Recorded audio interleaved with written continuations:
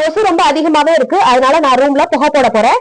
அதுக்கு முதல்ல மண் சட்டியில 2 காஞ்ச தேங்காய் ஓட்டை வந்து அடுப்புல காட்டி சுட வச்சு எடுத்துக்கிறேன். அந்த மண் சட்டிக்கு அடியிலயும் நம்ம வந்து பச்சை வேப்பந்தலையை போட்டுக்க போறோம். அது மேல நம்ம எரிய வச்ச அந்த தேங்காய் ஓட்டை வச்சுட்டு அது மேலையும் நம்ம வந்து வேப்பந்தலையை வந்து தீயில காமிச்சு எரிய விட்டுக்கலாம். அதே சமயம் நம்ம வந்து புகை போடும்போது அந்த ரூம்ல யாருமே இருக்கக்கூடாது.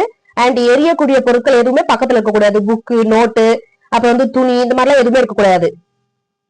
ரொம்பவே கேர்ஃபுல்லா பண்ணணும். இப்ப பாருங்க, நான் ரூம் உள்ள அந்த எரிஞ்சிட்டு இருக்கிறதோடய நான் வந்து எடுத்துட்டு போயிட்டேன். அப்பதான் நிறைய புகை வந்து அங்க ஸ்ப்ரெட் ஆகும். அதனால எடுத்துட்டு போயிருக்கேன். இப்ப பாருங்க, அந்த அந்த மண் சட்டியை சுத்தி எந்த பொருளுமே கிடையாது. சரிங்களா? அது ரொம்பவே முக்கியம்.